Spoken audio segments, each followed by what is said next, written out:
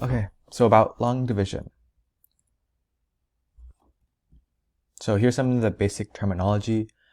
When you have 75 divided by 4, you want this 18 to be the quotient, and the remainder is R3.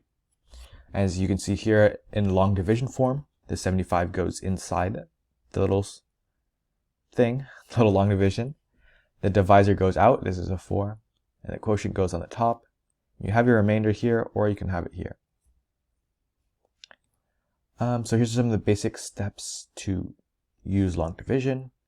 You want to divide the first number first, see how many times 3 can go into 7.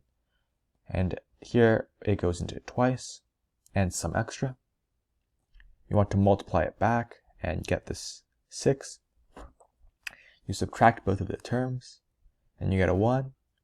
You bring down the 4, and you get 14.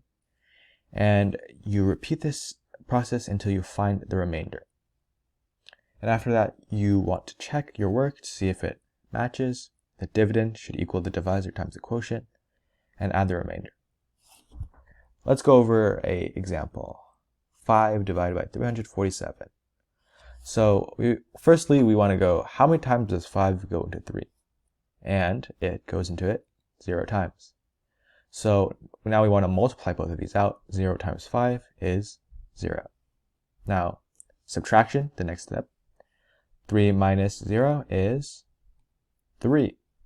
And then you bring down the 4. Now we do this again. How much times does 5 go into 34? And it goes in there 6 times.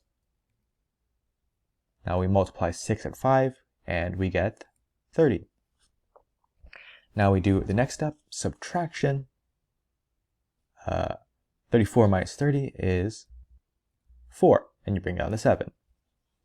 Lastly, we do 5 divided by 47, and that gives us 9. But we want to multiply it out again. 5 times 9 is 45. We get 45 again. Now, last step, we subtract, and we see that there's nothing else we can bring down, so that is our remainder 2. Thank you.